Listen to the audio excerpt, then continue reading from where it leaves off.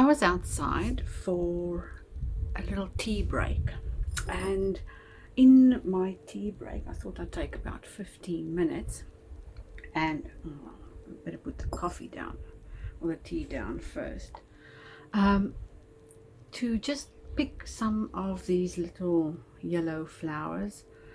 I can't get to their name right now, but it will come to me in a minute. Silver ragwort, which is what this plant is. So I have little vases like this all around the house, and I just pick random twigs and little weeds and little things to just put in, and you'll find these little vases throughout my house. Everywhere you look, there's a little flower somewhere, or a little florally thing, if it's a patterned pillow or a tablecloth or a throw or a clothing item with a little design on. I had to bring in these things into my life because there was a time that I didn't notice beautiful things, and I was very negative and withdrawn. And yes, these flowers, and not only drawing them or coloring and playing with watercolors, but also creating little bouquets like these that I can put into my living spaces, really helps to elevate my wellness. It helps to uplift my mood, and it helps me to learn about each of the plants and how they can be beneficial. Like, for instance, I don't remember the name just yet, but I do know that they are great air purifying plants. And in this side part of our garden, it's just about, I think we measured 1.2 meters, so it's not very big. And we've got the barbecue on the one side and the garage on the other side, but it's a pretty area that I can sit down in and reflect and clear my mind before I take on the next session, because I like to work in time blocks to maximize my productivity, but also to take care of myself, knowing that I do need a break more often. Or else I'll just continue working non-stop without even having anything to drink or to eat. So I've had to figure out a way to make use of that. So throughout this video, I'll be showing you what I'm doing in this little spot here, and how that has sort of helped me to reflect on the things I've done last year, the things I want to do this year, and yes, just being grateful and mindful of this life I'm creating. And I also want to remind you that this year we are going to focus on blossoming and growing into the people we want to be. And right now I am so grateful for the sun, even though it is shining brightly. I've been looking forward to having sunnier, warmer weather for a very long time. Did you know that touching plants and soil releases serotonin and helps you feel happier? Growing plants also increases your self-esteem. And that part of you that sees the plant grow and flourish and flower is going to help you feel so much better. Gardening in general reduces anxiety, depression, ADHD, and all kinds of other not so well feeling symptoms. And if you just take a walk along your garden paths and run your hands over the tops of your plants, it will help to reduce anxiety. Being around the dirt can improve your gut health. Now, I'm not suggesting that you start licking your fingers after working with silver ragwort, which is what this plant is, as it will target cell division in your body and it will cause havoc on your liver. So, why am I growing such a toxic plant? I'm growing it because it helps to filter pollutants from the air. It's an easy grower, drought tolerant, doesn't mind the heat, and even though it is toxic to humans, it is still a wonderful garden plant. And we don't just have to grow things that we can eat or enjoy or use as healing. We can really only use it for pleasure, to look at, to enjoy, and to cut off and put in a vase and admire in your home. Now I'm adding these into the vase that's always standing on my kitchen counter. And I've noticed that these silver ragworts just live on and on and on in a vase. It doesn't mind the water getting old, it doesn't mind sharing a space with other plants, but that real wild structure and silvery grey leaves look gorgeous in a vase. And it will last. So why not try it when you see that plant next time, or when you prune down the plant? You'll always have something pretty to look at, and it will help to purify and cleanse the air in your home as well. Even Husky enjoys this plant, as I often find her underneath its shade, resting in the afternoon.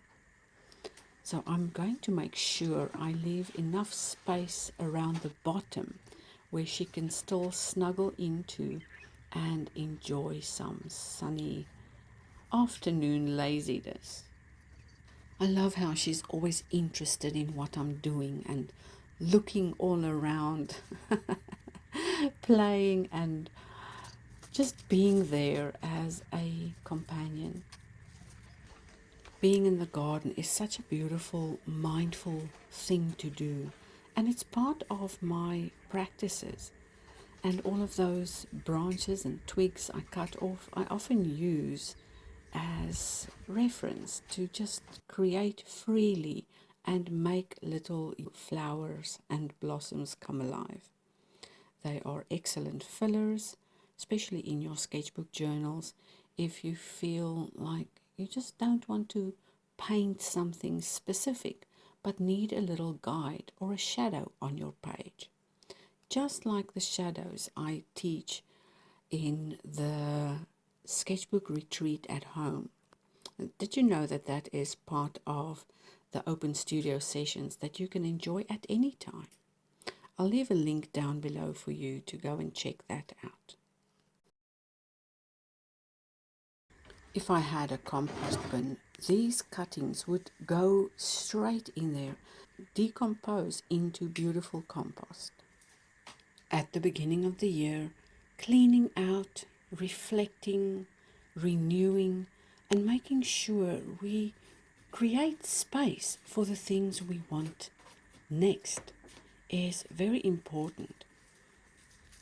As a review, we are also going to look at last year's insert of setting new intentions, as a rewatch is always in order to understand how our bad habits often lead to us not being successful or not reaching a goal. And I'll link that in the description as well. Sometimes moving things around or shifting things around, taking them to new locations, or shuffling some of our old ideas can often bring a sense of renewed joy and a way for us to appreciate that old thing anew. Now I'm cutting off the runners of the spider plant. But anyway, all those shoots each become a new plant, and I've got an idea of where I want to use these, as I want to create little flower beds that are portable in case things happen and we have to move them. I like the ability to be able to move my plants, especially the feature ones. So I might even plant out these two, the rubber tree and the yucca, in a different pot because I want to use these two pots for something else. But clearing the space and getting those smaller plants that we could see as our smaller ideas and replanting them for a new season of growth is always a good idea, especially if you've been hanging on to those small ideas and want to reignite them. This plant definitely needs a little bit of extra support. I put that growing trellis in there, but I never got around to actually helping the plant go up it. So sometimes we need to support our plants so that it can grow in the right directions, you know. At some point, you might even think that things aren't growing, especially if you've put them in place and you've let them settle in. And when you go and have a closer look, like doing your analytics or checking to see if something is taking root and really happening, I'm talking about your idea, something you put into action a year ago or even 6 months ago. If you go back and you really analyze what's been going on, you may see more growth than you initially thought. And when you can notice that growth, wouldn't that also build your self-esteem? To see how you've increased, how you've grown, how you've become better than you were last year, around about the same time. There might even be growth in the smallest of areas, the smallest places that you just didn't look at or see before. These are orders for the sketchbook journals with tea and washi, little gold And you know bonbons. what? Sometimes cutting out some of those little bits of growth that are not producing fruits or looking like it's going anywhere is going to enforce a bigger goal or a bigger thing that you can push your energy into so that that can grow a little bit better. So I'm going to put down my little vase of flowers. My 15 minutes are up. That area is cleared and I'm feeling really hot right now. So the sun has been good, lots of vitamin D absorbed, and I'll be enjoying these for my late afternoon break when I sit down and draw in my watercolor sketchbook.